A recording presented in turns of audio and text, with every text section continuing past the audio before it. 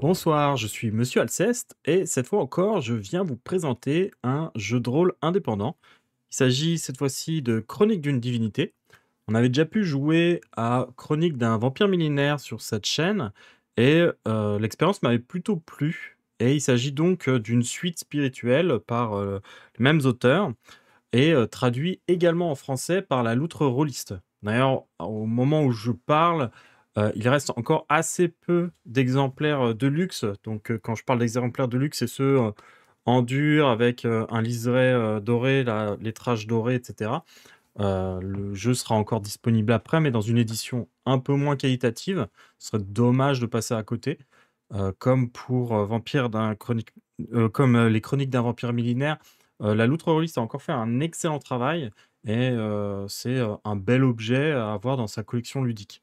Du coup, le principe est le même que Chronique d'un vampire millénaire. On va raconter l'histoire d'un personnage au fil du temps, sauf que cette fois-ci, on va laisser de côté les canines et on va, s'emparer d'une mythologie et d'une histoire, divine et raconter comment, un dieu va évoluer avec le temps, avec, ses fidèles, avec, justement, l'oubli de ses fidèles.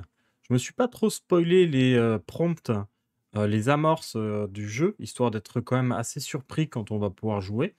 Mais, le principe, c'est ça. On va créer notre divinité, comme on a pu créer notre vampire la dernière fois et à mesure qu'on va, avancer dans le jeu, on va, du coup, lancer des dés qui vont nous faire arriver sur des amorces différentes, qui vont nous faire des choix, nous pousser à réfléchir au sort de notre personnage et de son entourage et petit à petit, plus on va avancer dans les siècles, plus notre, personnage, notre dieu va s'effacer, va, perdre des choses et va, finalement arriver à sa fin. Donc l'objectif, c'est, celui de raconter l'histoire d'une mort annoncée, la disparition d'un culte.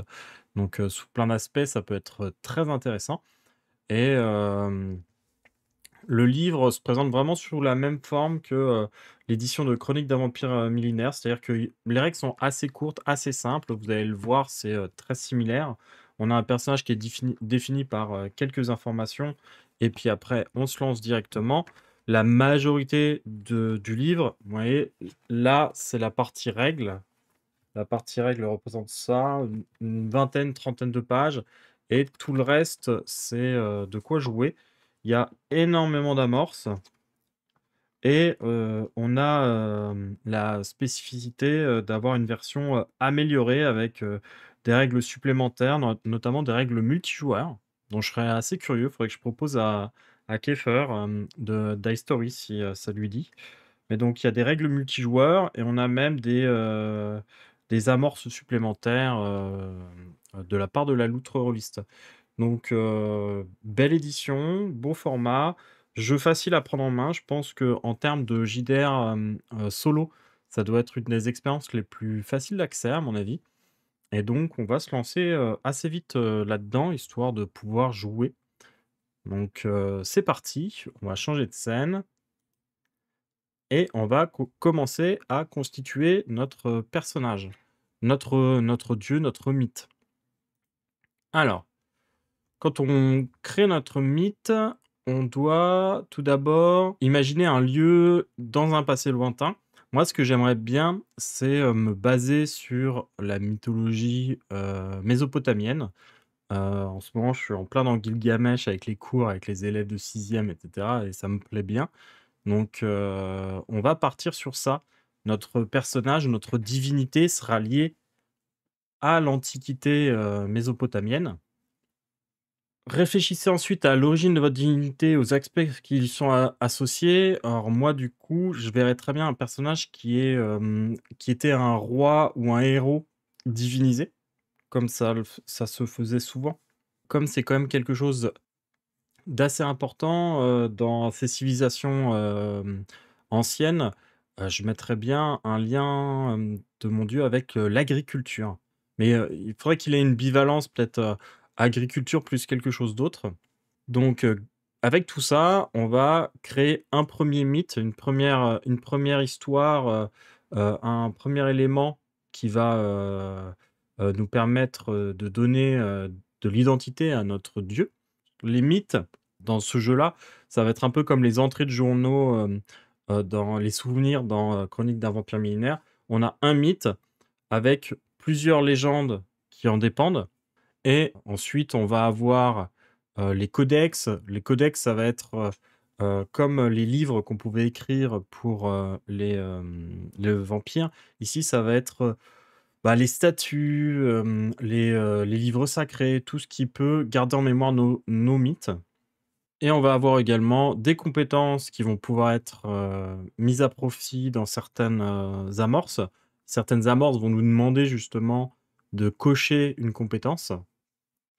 On va avoir des ressources, des objets, magiques, des objets, liés à notre culte et cetera. On va aussi avoir des personnages qui vont être liés à notre, dieu. Ça va être large, ça va être, bah, des personnages divins, que ça soit d'autres dieux liés à notre personnage ou des mortels. Et là, pour le coup, on va pouvoir avoir, des fidèles et d'autres personnages, de croyants qui, participent, à l'existence de notre légende. Et finalement, bah, on a les symboles qui du coup, représentent un peu, notre divinité et comment elle est perçue, par les mortels, comment elle est utilisée aussi de manière symbolique. Donc pour la création, on doit choisir un 1er mythe. L'exemple qui est donné dans le livre, c'est, «On m'appelle, Cuauhcuicani, l'aigle chantant. J'ai vécu au centre du Mexique avant la construction des premières grandes cités. J'étais un compositeur et un poète. Aujourd'hui, les gens m'associent à l'inspiration artistique».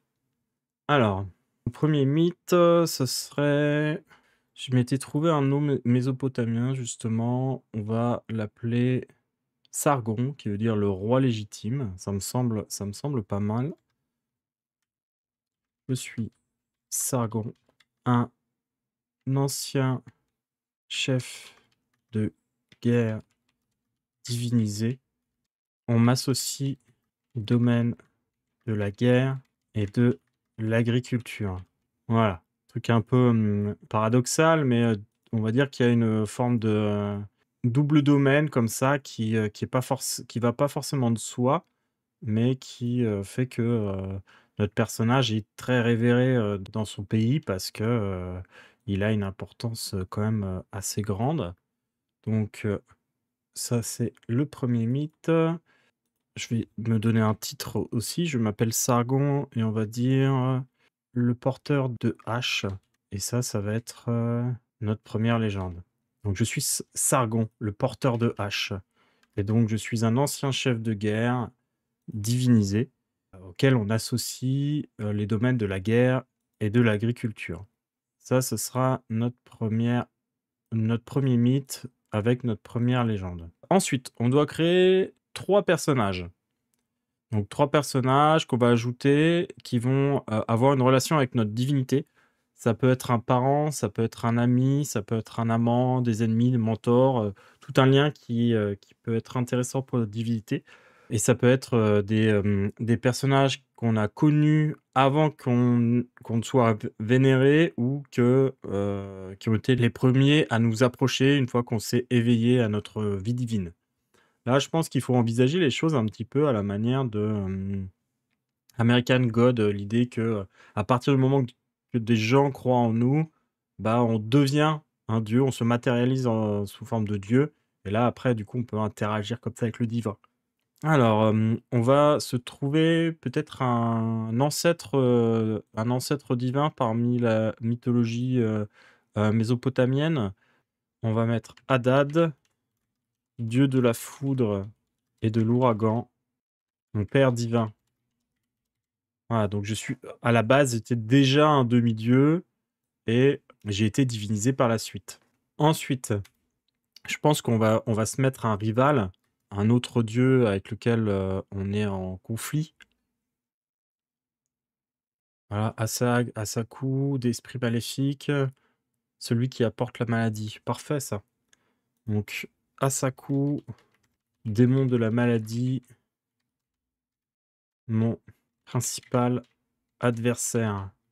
Ensuite, on va prendre un autre personnage, peut-être un ennemi devenu allié. J'aime bien l'idée, dans l'épopée de Gilgamesh d'Enkidu qui est créé à la base par les dieux pour affronter Gilgamesh, mais qui finalement va devenir son allié. Là, on peut mettre Anzu, l'aigle géant. Non, plutôt l'oiseau. Ils appellent ça l'oiseau tonnerre, c'est chouette comme nom. Qui est devenu mon allié. Donc ça, c'est nos 3 premiers personnages, 3 premiers liens divins. On va encore continuer en créant d'autres choses. Donc on va avoir maintenant 3 compétences et 3 reliques. Alors, pour les compétences, on va mettre des choses en lien avec notre domaine. Forcément, on avait dit le combat.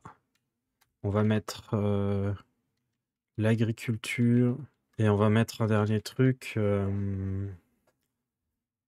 la résilience. C'est quelqu'un qui ne lâche jamais face à l'adversité, que ça soit face au combat ou face aux famines. Peut-être que c'est un thème qui reviendra, mais l'idée que en tant que dieu de guerrier, bah, il peut pas baisser les bras face à un adversaire, mais aussi en tant qu'agriculteur, tu es parfois face à des circonstances qui te dépassent, mais il faut pas baisser les bras si tu veux pouvoir vivre un autre jour. Alors du coup, en ressources, on va pouvoir peut-être se mettre une hache magique, un truc. On, on va se mettre la hache tonnerre qui nous a été offerte par notre père quand on a atteint la divinité. Ça peut être quoi les autres reliques qu'on nous propose là dans le livre? Ça peut être une épée, un diadème en or à 3 étoiles, un ordre de chevaliers qui se bat en votre nom. Ah, ça peut être même des groupes de personnes en fait. Le premier sanctuaire construit. Donc ça peut être des lieux aussi. Donc la tombe sacrée du roi. Et on va se mettre peut-être la lignée royale de Sargon. Donc ça fait un truc, un objet un peu magique et 2 objets plus matériels qui seront intéressants à explorer plus tard. Ensuite, on doit créer 3 autres légendes en plaçant chacune d'elles dans un mythe distinct. Donc là, on a un mythe. Je suis Sargon, le porteur de hache, un ancien chef de guerre divinisé. On m'associe les domaines de la guerre et de l'agriculture. Donc il faut combiner 2 traits de votre divinité à chaque fois. Donc supposons que votre divinité possède une épée forgée par le feu du soleil comme relique et le personnage Nignan, mon frère que j'aime et mon confident le plus fidèle. On peut écrire Nignan me regarde avec effroi, coupé en deux, la tête redoutable qui a mangé son bras avec mon épée forgée par le soleil. Dans les restes de la créature, nous trouvons 2 anneaux en or et nous en gardons un chacun. Donc on va en faire une sur la hache tonnerre, arme pouvant tuer les dieux. Alors que j'accède à l'immortalité, Hadad, mon père, m'offre cette arme pour soutenir mon combat contre Azaku, celui par qui la peste vient. Ok, ça c'est un autre mythe. On va faire un mythe sur la tombe. Mon âme a transcendé la chair. Je suis devenu immortel. Avec ça, on va mettre mon tombeau fut le lieu d'un miracle. Mon corps a été frappé par la foudre et mon âme en a jailli. Depuis, on dit qu'Anzu veille sur le repos de ma chair. Ok. Et dernier truc, on va mettre un truc autour de la lignée royale. En accédant à l'immortalité, je vais renoncer au monde des mortels et les léguer à ma descendance. Et donc la légende qui va avec, la lignée royale de Sargon perpétue mon héritage. Où on est censé pouvoir ajouter 4 légendes par mythe. En fait, chaque mythe peut accueillir plusieurs légendes. Un mythe contient 3 légendes. Si une nouvelle légende ne s'intègre dans aucun mythe existant, il faut le placer dans un nouveau mythe. Et on a droit à 5 mythes en tout. Donc là, on en a 4. Il faudrait qu'on puisse on pourra en ajouter un. Donc ce qu'on va faire, c'est qu'on va tout de suite se faire de la place. Donc c'est plus simple en vrai. Vous prenez un cahier, etc. vous pouvez assez facilement, vous faire de la place pour, pouvoir, écrire, tout ce que vous voulez. D'ailleurs, on peut jouer à ce jeu de plusieurs manières. C'est-à-dire que là, je vais jouer en mode, réduit, c'est-à-dire qu'on va pas rédiger, mais c'est un jeu qui peut être vu comme un jeu de journal, où vraiment on va écrire le journal de notre immortel, de notre divinité et faire en sorte de raconter son histoire et chaque amorce peut être l'occasion de, 1 à plusieurs pages, entières de récits et ça peut être un très bel exercice, d'écriture. Je verrais tout à fait, des gens s'entraîner comme ça à l'écriture, sur ce genre de support. Je trouve que c'est une bonne idée. Très bien, donc ça, c'est bon. On continue, il nous reste, normalement plus grand chose à faire pour pouvoir, commencer. Il va nous falloir créer un autre personnage mortel cette fois-ci.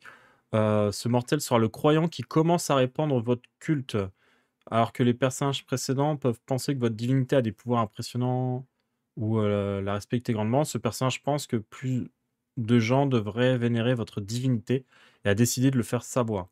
Je pense que ça va être un de mes descendants, on manque de personnages féminins, donc on va faire un personnage féminin. Hem, on va mettre, Sarga, la descendante et reine de la cité d'Assour. Donc, voilà, Sarga, peut-être que son intérêt est politique avant tout. L'idée, c'est, on propage, le mythe, du père afin de l'ancêtre pour pouvoir, asseoir, l'autorité, matérielle. Ensuite, il nous faut un symbole. Créer un symbole et une légende qui explique comment ce personnage est devenu votre fervent dévot. Alors, un symbole, ça va être, la hache d'or.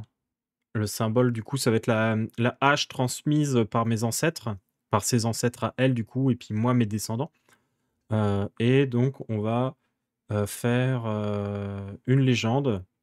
On va la mettre, dans notre mythe numéro 4 parce que ça va avec l'histoire du legs à la descendance. Donc la reine Sarga a hérité de la hache d'or qui était mon symbole de pouvoir et elle a propagé mon culte pour asseoir son pouvoir politique. Et donc là, on a fini les préparatifs, on va pouvoir commencer à jouer. Comme j'ai dit, on pourrait détailler tout ça beaucoup plus, hein, on pourrait vraiment avoir déjà plusieurs pages d'informations où on invente tout le mythe, et cetera. Là, on n'entre pas forcément autant dans les détails, mais le but, c'est de faire une partie qui va pas forcément être trop longue, mais qui va nous permettre, de jouer suffisamment pour, que les gens, voient si le jeu leur plaît et s'ils seraient pas, intéressés par celui-ci et puis, on va pouvoir se lancer. Selon les règles, du coup, on commence toujours par, l'amorce, la même amorce, donc il y a l'amorce numéro 1 et vous pouvez voir que comme pour Chronique d'un vampire millénaire, il y a plusieurs amorces à chaque fois. Parce qu'on peut retomber plusieurs fois sur la même page et pour avoir l'occasion de dire des choses différentes et pas d'être bloqué dans une forme de répétitivité parce qu'on n'a pas eu de chance sur les dés, bah, il y a cette possibilité d'avoir 2 autres amorces sur la même page et si on a rempli les 3 amorces d'une même page, on passe immédiatement à la page d'après. Le système, il est simple. Je vais lancer un dé 10 et un dé 6 et je vais faire la soustraction du dé 6 au dé 10 et ça me donnera un nombre, que, j'utiliserai pour avancer. Mais on commence toujours par la 1re amorce. On va y répondre, on va faire ce qu'elle nous demande de faire et après, bah, on commencera à lancer les dés et à voir où est-ce que ça nous mène. Alors que vous découvrez encore l'étendue de votre autorité et de votre pouvoir, vous faites plus de mal que de bien. Comment blessez-vous un personnage que vous essayez d'aider? Cochez une compétence et créez une compétence liée à votre échec. Donc, les personnages, on a Haddad, Azaku, Anzu et Sarga. Il y en a un qu'on va blesser en essayant de l'aider. Je pense que ça va être Anzu.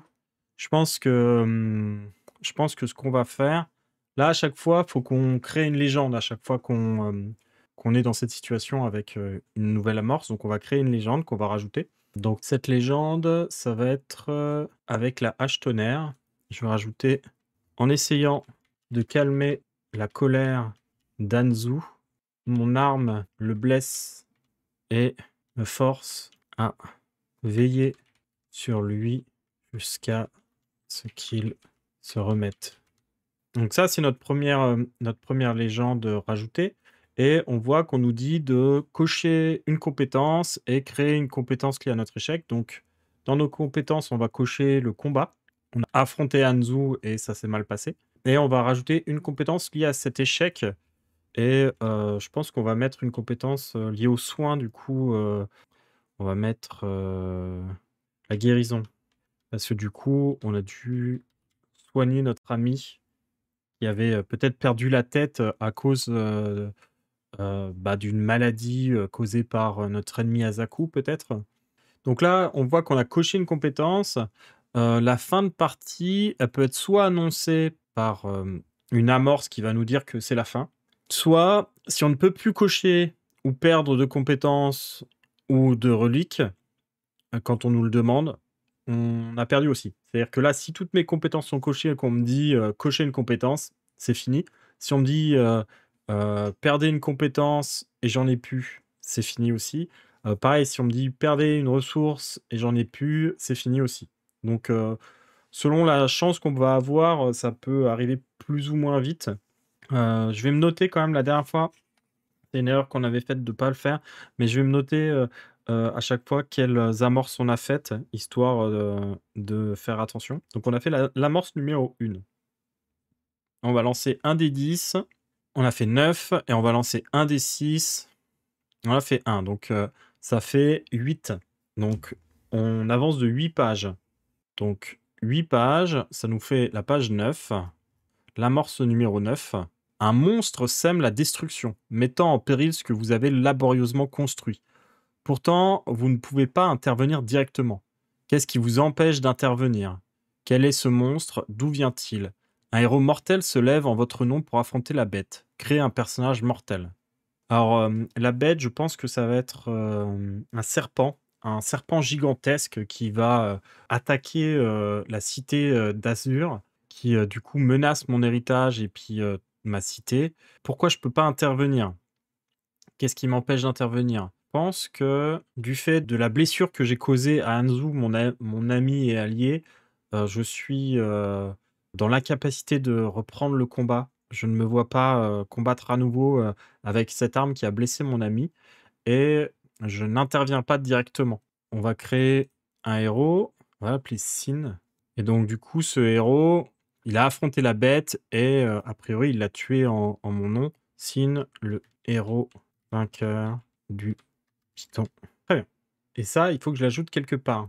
Donc il faut que je mette, un mythe quelque part.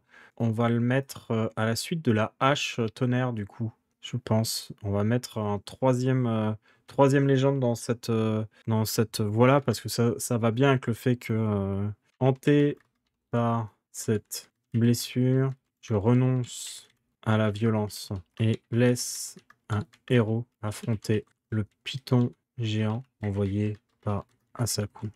Ensuite, nouvelle amorce. Donc, D10, j'ai fait 1, D6, j'ai fait 1. Donc là, ce qui se passe concrètement, c'est que j'ai fait 0. On va reprendre la même amorce, l'amorce 9. Donc, l'amorce 9, on était déjà dessus, donc on va faire la deuxième étape de l'amorce 9. Un personnage mortel qui vous est lié commet des atrocités que les gens associeront sûrement à vous. Que faites-vous? Cochez une compétence. Alors, c'est Sin, le héros vainqueur du Python, une fois qu'il a accompli son exploit en mon nom, en fait, il va avoir un comportement déplorable. On peut penser à Gilgamesh qui traite mal son peuple, etc. Je pense que il va se montrer particulièrement arrogant et exiger du peuple un certain nombre de faveurs et ça va très mal se passer. Il va causer du tort à des gens. Donc, on va mettre ça. Peut-être créer un 5e mythe, du coup.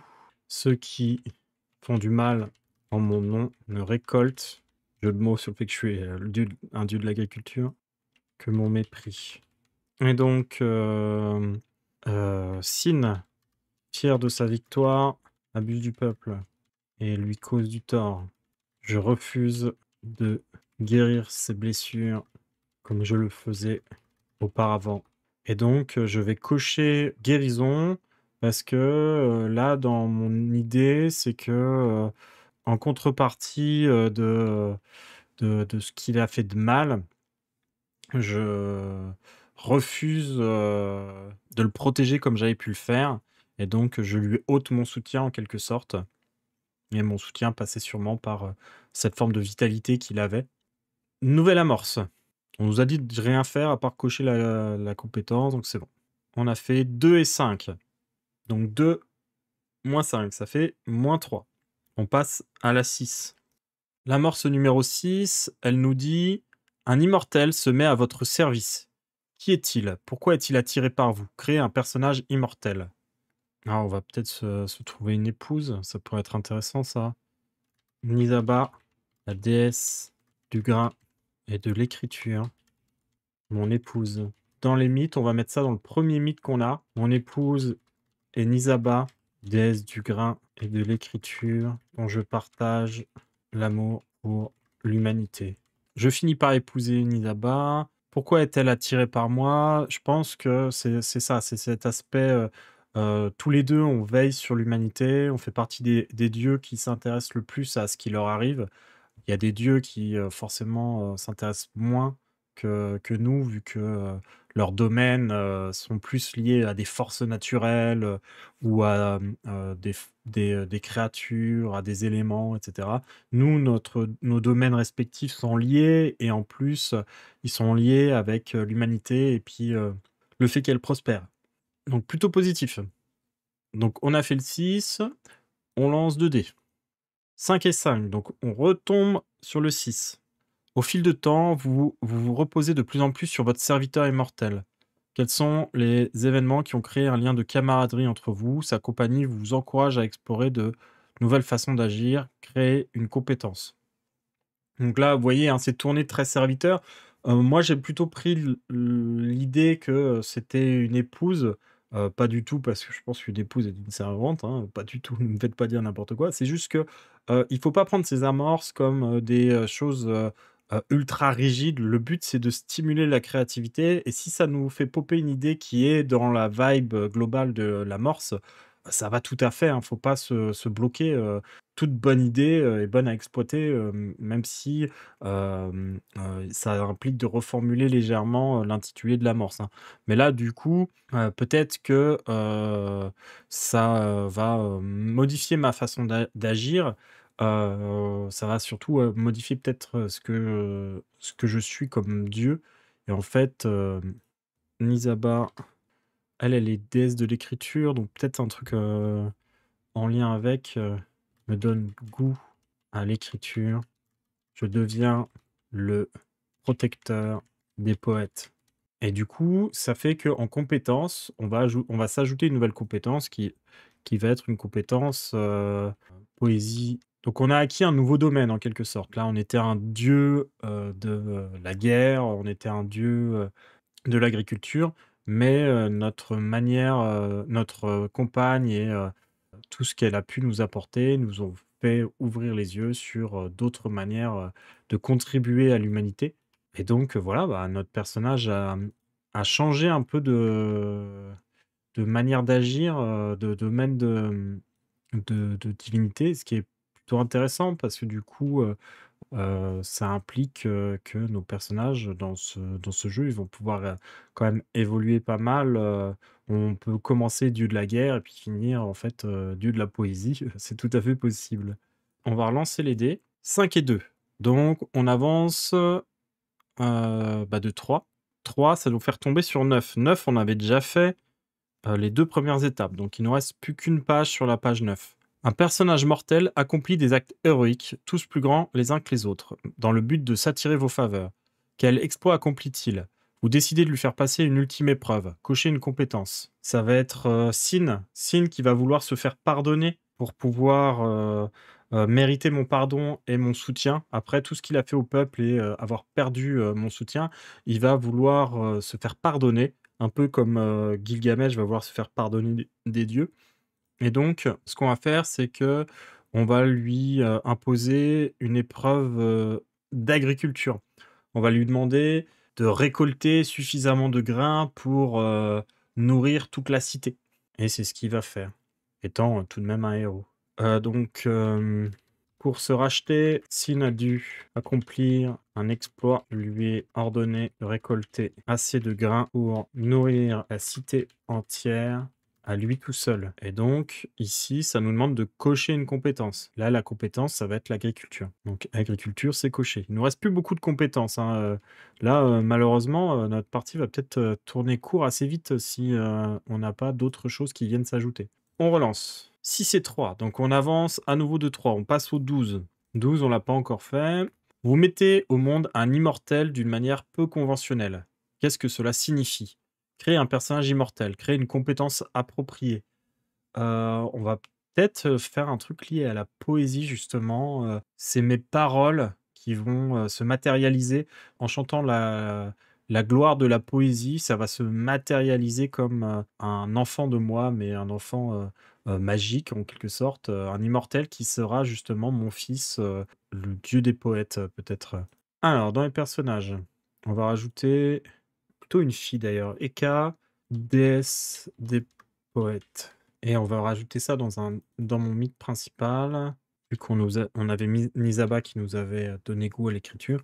Donc, mes chants ont donné naissance à Eka, la déesse de la musique et de la poésie. Donc là, notre mythe principal, il est déjà à 4, donc on n'aura plus la possibilité d'ajouter des choses dedans. Si on se retrouve bloqué là, à plus pouvoir rajouter des choses, on va peut-être devoir le mettre dans un codex pour récupérer de la place.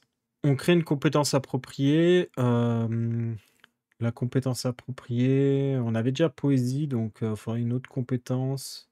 Protecteur, protégé, protecteur. Allez, on était à 12, on relance. 6 et 5, ça fait 1, on passe à 13.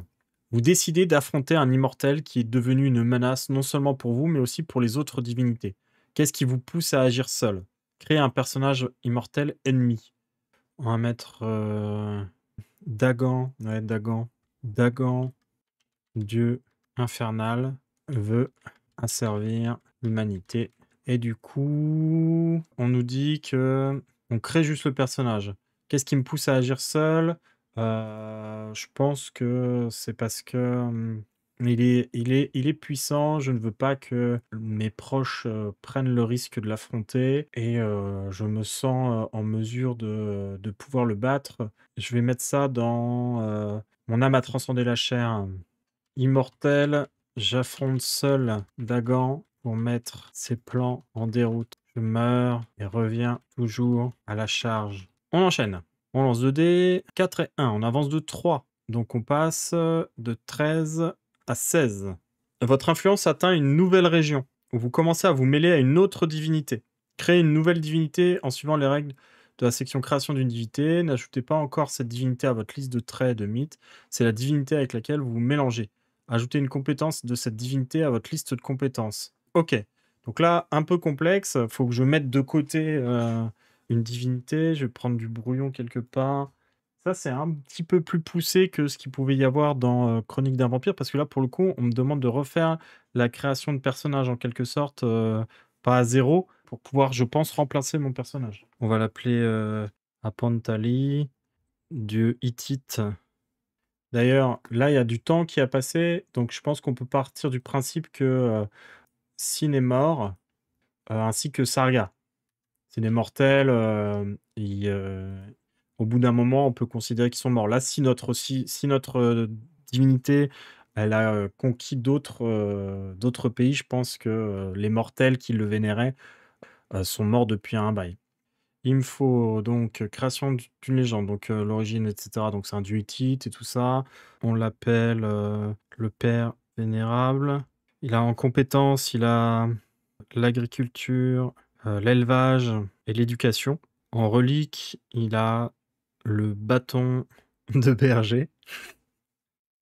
Il a le temple des moissons. Il a la serpe sacrée. des légendes, là-dessus. Je vais pas rentrer dans le détail, on les refera si ça devient nécessaire et on va lui prendre une compétence, on va prendre la compétence de l'élevage ou quoique, on va prendre la compétence de l'éducation. On devient une figure très paternelle, hein. Donc ça, on va le mettre dans le 4 parce que du coup, on va dire que l'empire de mes descendants rencontre le peuple hittite et mon nom se lie à celui d'Abantali, le père vénérable. Technique, hein, celle-là d'amorce. On va voir si ça revient si ça revient dans le paysage plus tard. On lance 2 dés. 7 et 6, donc on avance de 1. On passe à la 17. 17, créer un nouveau personnage mortel ou immortel. Il fait quelque chose de profondément significatif pour vous. De quoi s'agit-il? Pourquoi est-il si important? Comment montrez-vous votre gratitude? On va mettre Merali, roi hittite, qui devient mon serviteur. Et donc, on va mettre dans le mythe, toujours dans le même, le 4. Le roi Merali devient l'un de mes fidèles. Il me bâtit un temple et je bénis son peuple en leur offrant des moissons abondantes. Très bien, on peut passer à la suite. On arrive au bout hein, presque de nos mythes là. On va avoir du mal à en rentrer des nouveaux. 5 et 1, on avance de 4. Donc on passe de 17 à 21. 21, on nous dit un mortel vient vous demander de l'aide, mais vous le repoussez. Que demandait-il? Pourquoi avez-vous refusé? Vous pouvez créer un personnage mortel. Un mortel vient nous demander quelque chose, il vient nous demander de l'aide et on refuse. Je pense que c'est un de mes descendants qui va porter mon nom. Lui aussi va s'appeler Sargon. Sargon le 13e, mon descendant. Je peux le mettre dans le 5. Sargon le 13e, roi d'Assur, réclame mon aide face à une famine, mais il ne me rendait plus de culte. Jusque-là, j'ai tourné mon regard vers le peuple hittite. En quelque sorte, le manque de foi des miens fait que, limite, je préfère le royaume d'à côté et je ne vais pas aider, Sargon, qui, demande mon aide. Nouveau jet, 1 et 3, donc on recule de 2. On passe à 19. Un immortel vient vous demander de l'aide. De quoi a-t-il besoin? Que vous offre-t-il en retour ou que lui demandez-vous en échange de votre service? Qu'est-ce qui vous pousse à l'aider? Cochez une compétence. Un immortel, donc on a Hadad, notre père, on a Azaku, le démon de la maladie, Anzu, l'oiseau tonnerre, on a Nisaba, la déesse du grain et de l'écriture, et on a Eka, la déesse des poètes. Je pense que je vais dire que c'est Eka. Eka me demande de protéger les poètes, les sortes d'aèdes qu'elle a sous sa protection, parce que, du coup, la guerre, est en train de les menacer, eux aussi et elle voudrait que les champs puissent perdurer. Donc on va, partir là-dessus. Donc ce que je vais faire, c'est que je vais mettre ça dans la hache tonnerre. Eka me demande de protéger les poètes de la guerre. Ma foudre touchera quiconque s'en prendra à eux. Et du coup, je vais cocher protecteur. Et qu'est-ce qui me pousse à aider? Bah forcément, c'est ma fille, et puis j'ai un affect déjà pour la poésie et les arts. Je lance 2 dés. 4 et 4, on retombe sur le même, on retombe sur le 19. Dans une situation précaire, un autre immortel vous vient en aide. Pourquoi est-il venu à votre secours? Qu'a-t-il fait? Vous décidez de lui témoigner votre gratitude en lui offrant un cadeau. Perdez une relique. Quelle relique on va pouvoir perdre? Je pense que ça va être le moment de se débarrasser d'un de nos mythes. On va se débarrasser du mythe de la hache et on va la perdre. Donc la hache, ce qu'on va faire, c'est que je vais la mettre de côté. Hop. On n'a plus que 4 mythes, mais on va en recréer un tout de suite. J'ai renoncé à la puissance guerrière. Assailli par Asaku, je demande l'aide de mon père et en échange de sa protection, lui rend le cadeau guerrier qu'il m'avait fait. Et donc, on n'a pas encore créé notre codex, mais du coup, on va le faire. On va créer donc un codex qui parle de la hache. Un codex, ça peut être un livre, mais ça peut être une statue, ça peut être d'autres choses. On va faire l'épopée de Sargon, fils d'Adad. Et dedans, c'est le récit de la hache tonnerre. Donc ça, c'est un codex. Le problème des codex, c'est qu'ils peuvent être perdus. Pour l'instant, on considère que toutes ces informations existent encore, hein. J'ai toujours cette histoire liée à ma hache, etc. Mais elle est consignée quelque part. Et si ce codex est perdu, on perd ces informations. Allez, on continue. 10 et 4. On avance de 6. Grosse progression. Donc on passe à 25. Vos croyants construisent un monument qui vous représente de manière erronée. Quelle est leur erreur? Quel nouveau symbole que vous n'aimez pas commence à vous être associé à cause de cette représentation? Créer un nouveau symbole. Donc, je pense que ça, on peut le mettre dans le deuxième mythe. Le peuple me construit une statue à visage de squelette pour représenter mon immortalité acquise. Cela devient l'un de mes symboles. Et je déteste. Donc, symbole, on va ajouter l'homme à visage d'os. On lance 2 dés. 2 et 1, 26. Vous avez offensé un puissant immortel. Créez un nouveau personnage immortel ennemi. Cet immortel ne reculera devant rien pour voir votre offense chèrement payée. Créez une légende à propos d'une fois où il a failli vous battre et où vous avez réussi à le surpasser de justesse. On va faire un truc lié au dieu hittite. Bon, l'avantage de ce jeu-là, je trouve que ça peut vous pousser à aller vous renseigner sur d'autres civilisations. Donc on va rajouter un nouveau dieu. On commence à avoir beaucoup de personnages. Je pense que Sargon est mort, hein. Sargon et Merali aussi. Je vais les enlever, les mortels. Je vais les mettre de côté, ça nous fera de la place. Donc, on va mettre la déesse Lelwani, déesse chtonienne. Et donc, on va mettre ça dans mon mythe où j'ai renoncé à la puissance guerrière. En fait, je vais réussir à la duper. Donc, Lelwani cherche à me mettre sous son influence et m'enfermer en enfer, car mon immortalité acquise lui déplaît, mais ma ruse m'a permis de m'échapper. Là, on pourrait développer tout un récit sur comment j'ai réussi à ressortir des enfers alors qu'Amy avait piégé ou quelque chose comme ça. Ça pourrait être intéressant, mais du coup, là, on va avancer. Le but, c'est pas de faire un journal de 10 pages. On pourrait tout à fait, hein, c'est le principe, mais là, c'est plus une démonstration. On va relancer 2 dés. 7 et 6, donc on avance de 1. On était à 26, on passe à 27. 27. Certains de vos fidèles ont décidé de prendre les armes en votre honneur. Qui les guide? Contre quoi se battent-ils? Créez un personnage mortel fidèle qui mène la charge. Appréciez-vous leurs efforts? Pourquoi? Créez la relique armée de la foi. Donc déjà, on en ajoute l'armée de la foi. Ensuite, je pense qu'on va mettre de côté toute mon histoire. Je suis Sargon, etc. On va le mettre dans un autre codex, histoire de se faire de la place pour de nouveaux mythes. Là, on se met en difficulté, hein, parce que à partir du moment où nos restes sont, nos souvenirs sont dans des codex, on n'est pas à l'abri de les perdre. Et du coup, je suis le père bienveillant qui guide et conseille. Le roi Malayuri décide de prendre les armes pour répandre ma parole. Mais moi, je n'apprécie pas. Et donc, on va rajouter un personnage. On va se rajouter ce roi. Donc, un roi mortel.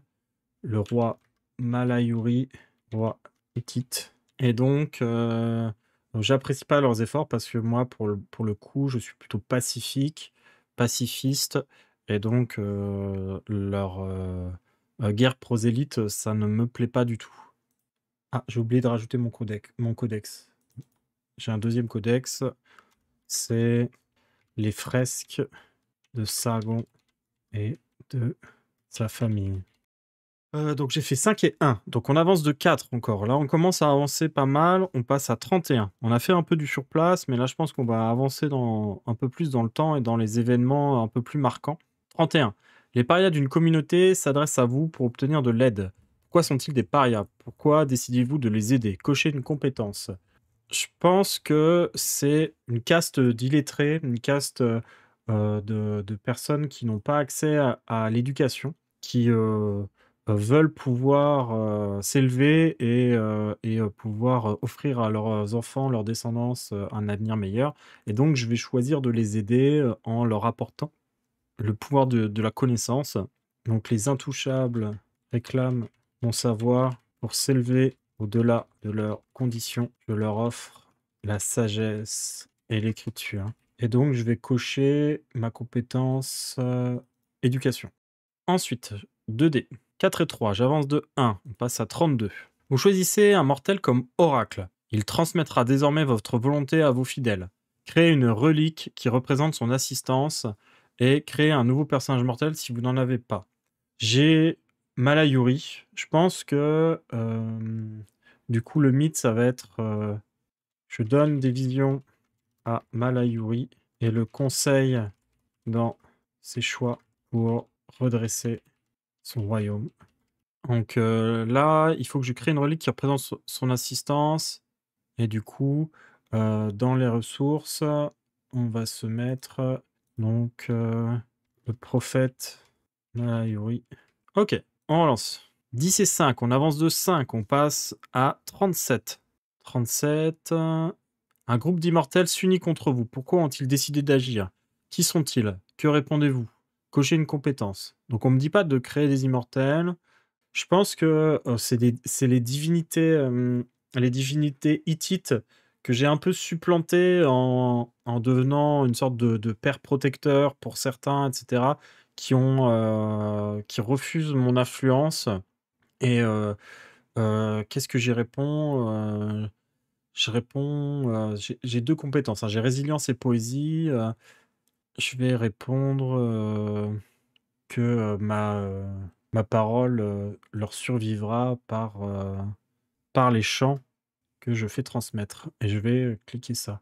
Donc, hop, les dieux hittites me jalousent et j'écrase leur culte en inondant la culture de mes chants.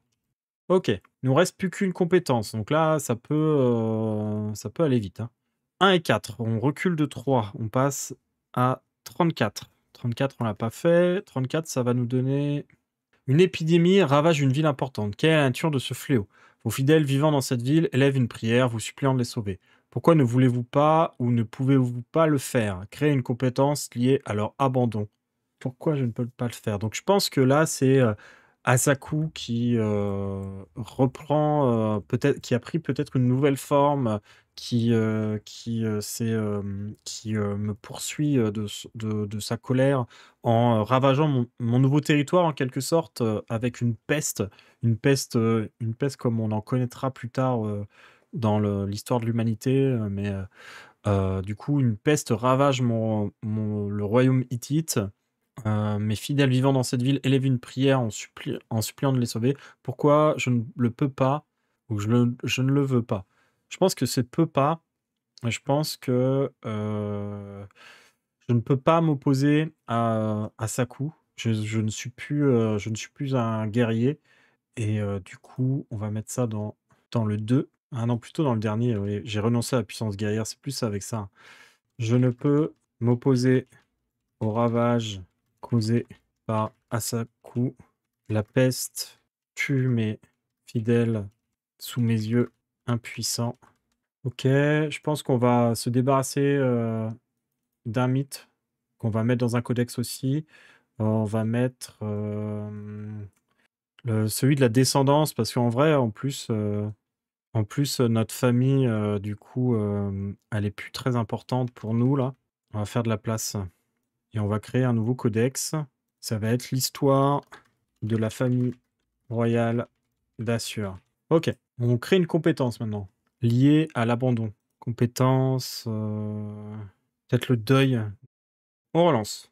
2 et 5, on recule de 3 à nouveau. On repasse à 31. 31 qu'on avait déjà fait, donc on va prendre la deuxième amorce. 31. Les parias... non, ça on l'a déjà fait. Les anciens parias deviennent le groupe social au pouvoir. Ah, intéressant. Affirmant qu'ils ont vos faveurs. Est-ce vrai? Qui n'aime pas ce changement? Créer un personnage mortel ennemi. Je pense qu'effectivement, ils vont finir par... les années passent, ils vont finir par obtenir le pouvoir, en renversant, l'ordre des choses, à force de culture et cetera. D'ailleurs, je pense que le roi Malayuri est mort, depuis et on va avoir un ennemi mortel qui va venir, on va lui donner un nom, on va l'appeler Artha, prince hittite. Donc, l'ancienne noblesse, est un peu, poussée, du pouvoir. Donc ils ont probablement encore un peu du pouvoir, mais, c'est une sorte, de groupe, d'intellectuels qui mènent plutôt la barque, peut-être, sous la forme de conseillers ou d'autres, sous une autre forme. On relance. 5 et 1, on avance de 4, donc on était à 31, on passe à 35. 35, on ne l'a pas encore fait. 35. Vous ordonnez à vos fidèles de quitter le lieu qu'ils occupent actuellement. Pourquoi est-ce nécessaire? Quel sort terrible attend ceux qui restent? Perdez une relique immobile. Alors, je pense que, ce qui se passe, c'est que mes fidèles, vont être, attaqués par un peuple qui est en train de se répandre depuis l'ouest et donc, ce que je vais perdre dans mes reliques, ça va être, la tombe sacrée du roi qui va être perdue. Elle va probablement être saccagée, on va probablement, prendre les trésors qui s'y trouvaient et cetera, il y a plus de traces de ces trésors. D'ailleurs, Malayuri, j'ai dit oui, mais alors son influence peut rester quand même, donc ça en tant que relique, il reste là. Très bien. Quelle sorte terrible attend ceux qui restent? Bah, ils vont être tués en fait, donc il y a, un peuple, ennemi, un peuple qui a des croyances différentes, qui ravage les terres et donc ceux qui ne fuient pas vont mourir, et donc on perd la tombe. Très bien, on relance. 10 et 1. Ouh, on avance de 9. 9, ça nous fait arriver à 44. 44. Un terrible incendie ravage les maisons et les biens de nombreux fidèles. Plusieurs d'entre eux meurent dans l'incendie et beaucoup d'autres sont blessés. Qui sont les individus à l'origine de cette situation? Qu'en retire-t-il? Perdez une relique détruite par les flammes. Je me demande un truc, est-ce que les codex comptent comme les reliques? Je crois que oui. Ouais, comme toute autre relique, vous pouvez perdre un codex. Je pense qu'on va faire ça. Ah mince, j'ai fait une erreur. On peut avoir qu'un seul codex à la fois. Donc là, les codex, on n'en a plus qu'un déjà. Ou alors un codex peut contenir jusqu'à 4 mythes. Donc en fait, là, on avait un codex où il y avait 3 mythes qu'on avait rangés. Et je pense que justement, ça, en fait, ça, c'est les trois mythes qui sont dans le codex, on va dire, plutôt. Par contre, ce que je propose, c'est que à la place, ce qu'on perde, ce soit pas le codex avec, nos 3 mythes, qui sont encore stockés dedans. On va perdre la lignée royale de Sargon. En fait, les derniers descendants vont être tués dans ces attaques. Je pense des attaques qui viennent, des fidèles, d'autres dieux qui ont été, floués, par, ma propagation. Et donc je pense que ça doit être les fidèles des dieux hittites, qui vont finir par, s'attaquer à mon héritage et donc je vais perdre, la famille royale. On continue. 9 et 5, donc on avance encore de 4. On passe à 48. Plus on va loin, plus ça va être des choses qui vont, bouleverser, la situation, hein. Forcément, au début, il y a beaucoup d'actions qui vont poser des personnages, poser des événements, poser des compétences, des ressources et tout ça. Et par la suite, après, bah, il va être question de les perdre quand même au bout d'un moment. Donc une guerre éclate entre les mortels et vos fidèles. Vous prie de remporter la victoire. Que faites-vous pour les aider? Cochez une compétence et prenez la compétence divinité guerrière. Ouf. Alors, on va cocher résilience. On va cocher résilience. On va rajouter divinité guerrière.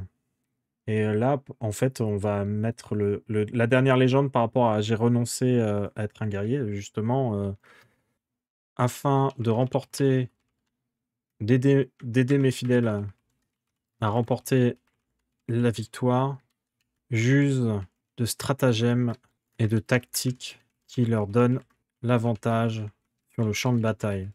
Donc je deviens plus un dieu de la guerre, mais pas un dieu à la Arès, plutôt un dieu à la Athéna, quoi. 2 dés.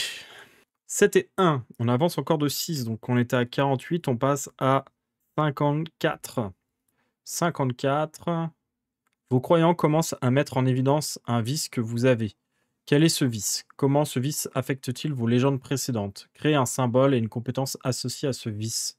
Je pense que ça va être, comme j'étais un dieu de la culture, peut-être, j'étais un dieu de l'agriculture, un dieu de la guerre, peut-être lié à un truc à l'alcool ou alors, quel autre vice, ouais si, je pense, je pense que on peut mettre ça.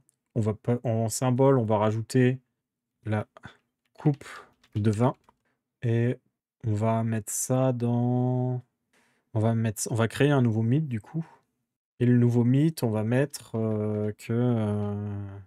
je festoie et je profite des plaisirs et on va mettre en légende: «L'abus de vin est lié au chant que j'apporterai au poète». OK, on relance 2 dés. 9 et 2. Alors 9 et 2, ça fait 7, donc ça nous fait 61. Déçu, un personnage fidèle abandonne votre culte. Qu'avez-vous fait ou n'avez-vous pas fait pour qu'il prenne cette décision? Pourquoi cela vous pèse-t-il si lourdement? Un personnage fidèle devient un ennemi. Alors, j'ai pas de mortel encore vivant, mais je pense que je vais me fâcher avec mon épouse, avec la déesse Nisaba et du coup, on va lier ça à cette nouvelle idée du culte, un peu, dionysiaque, Nisaba ne se retrouve plus dans mon culte et rompt nos liens pour protéger les mortels de ma mauvaise influence. Voilà, je suis devenu un peu trop le dieu festif et du coup, c'est, mal vu par, mon ancienne épouse, qui est plutôt une déesse, positive elle. Et ça me pose sur lourdement parce que c'était une alliée de longue date, hein. 2 et 1, ça fait 62. 62, ça nous dit: «Pour vous vénérer, certains de vos fidèles pratiquent des rituels que la plupart des gens considèrent comme diaboliques. Que se passe-t-il lors de ces rituels? Pourquoi les gens les considèrent-ils comme diaboliques? Quelle est une compétence liée à ces rituels?» Alors je pense qu'on va rajouter ça encore, dans ce nouveau mythe, dionysiaque. Je pense que là, on est parti sur du sacrifice humain, hein. Mes fidèles sacrifient des êtres humains et s'attirent le mépris des autres. Et donc là, on a une nouvelle compétence qui va être, sacrifice, je pense. OK, on continue. On va mettre un de nos mythes, au codex. Le deuxième là, sur mon âme qui a transcendé là, on va le mettre dans le codex, histoire de se faire de la place et par contre, on n'a plus de place dans le codex. On enchaîne. 2 dés. 5 et 3, ça fait 2 en plus, on passe à 64. 64. Une expédition sur les terres d'origine de votre foi retrouve l'une de vos reliques perdues. Cependant, ils agissent avec arrogance, profanant des sites anciens et sacrés. Quelle malédiction lancez-vous sur ces intrus? Et en utilisant une relique comme catalyseur, récupérer une relique, cocher une compétence. Je pense que ils vont retrouver. J'avais la hache tonnerre, la tombe sacrée, j'avais la lignée royale. Je vais reprendre la tombe sacrée. Et du coup, je vais mettre ça dans le 3. Je vais mettre, ceux qui ont retrouvé ma tombe l'ont profanée encore plus. Je les maudis et les rends aussi téméraires que je l'étais. Ils meurent dans un combat futile. Et du coup, je vais perdre divinité derrière, guerrière. Enfin, je vais le cocher, quoi. OK, on relance 2 dés. 3 et 2, donc ça fait +1. 65. Le temps n'est pas tendre avec les divinités d'autrefois. Beaucoup de connaissances ont été perdues, de nombreuses épopées ont été oubliées. Éliminez 3 personnages immortels. Si vous avez des personnages immortels qui sont aussi des divinités, éliminez-les en priorité. Cochez une compétence que vous utilisez pour échapper au même sort. Alors, du coup, les dieux qui disparaissent. Alors, je pense que mon père disparaît. Haddad est mort. Haddad a disparu, on ne parle plus de lui. Je pense qu'Anzu a disparu. Je pense que ma femme, a disparu aussi. Cocher une compétence et moi, c'est grâce, au sacrifice, que continuent de faire mes fidèles que, ma situation perdure et qu'on continue de se rappeler de moi Peut-être pour de mauvaises raisons du coup, mais on se rappelle de moi au moins. Nouveau jet. 3 et 6, on recule de 3, donc on passe à 62. 62, on l'avait déjà fait, donc on va passer au deuxième prompt, à la deuxième amorce. Beaucoup de gens vous considèrent comme une divinité mauvaise et cruelle. Sans déconner. Que disent-ils de vous? Créez un symbole maléfique qui modifie votre apparence. Alors, je vais peut-être faire... Attendez, j'ai combien? 1, 2, 3, 4. Je peux faire un nouveau mythe. Donc on va faire un nouveau mythe. Je suis un dieu de la mort et du sacrifice. Je guide le couteau vers la gorge. On me représente comme une figure squelettique armée d'une longue dague. Et donc, en symbole, on va mettre le squelette à la dague d'argent. Donc 62, on lance 2 dés. 7 et 3 plus 4, ça fait 66. 66, on l'a pas encore fait. 66. Au fil du temps, vous observez le côté le plus sombre de l'humanité. Quels sont les événements horribles dont vous avez été témoin et qui vous ont amené à rejeter les actions des mortels? Prenez à compétence l'humanité n'est qu'une nuisance. Perdez une compétence cochée que vous aviez utilisée par le passé pour aider les mortels. Alors, je pense que j'assiste aux nombreuses guerres qui se multiplient. Les guerres se multiplient, les empires écrasent et asservissent les peuples. Donc on pense à l'Empire romain, à l'Empire d'Alexandre, etc. Donc en compétences, on va en perdre une. On va perdre l'agriculture. Et on va ajouter l'humanité est une nuisance. On lance 2 dés. 7 et 5, on avance de 2, on passe à 68. On se rapproche de la fin. 68. Des légendes perdues à votre sujet ont été découvertes, mais ceux qui les reconstituent ne disposent pas d'une image complète. Combinez 3 traits pour créer une légende que vos fidèles croient vraie. Ok. Du coup, donc 3 traits. On va prendre par exemple la compétence, sacrifice, la tombe sacrée, et quoi d'autre comme trait? La hache d'or. Mes fidèles me voient comme un bourreau sacré à qui on a donné la hache pour mettre un terme à la vie des mortels. Je suis le passeur. Ok, commence à être surchargé à nouveau là. Très bien. 2 dés. 1 et 1. On retombe sur le même. On retombe sur 68. Donc, l'ère des histoires légendaires est révolue. Tout nouveau livre sacré est considéré comme un faux et une escroquerie. Ne créez pas de légende à partir de cette amorce. À partir de maintenant, vous perdez la capacité de créer un codex. Ah, je ne peux plus créer de codex. Donc là, maintenant, si je ne peux plus remplir de mythes, là, je perds tout un pan de mon existence. Je relance. 6 et 1. Donc on avance de 5, on passe à 73. 73, on nous dit un vieil ami immortel revient vers vous et vous assassine de façon inattendue avec l'une de vos propres reliques. Quelle est votre dernière pensée tandis que vous perdez connaissance? Le jeu est terminé. Alors, un ancien ami immortel. Ben, il nous reste que Eka en ami immortel. Donc, c'est notre fille qui vient, je pense, du coup, avec la hache tonnerre. C'est armé de la hache tonnerre. Eka va mettre un terme à notre existence.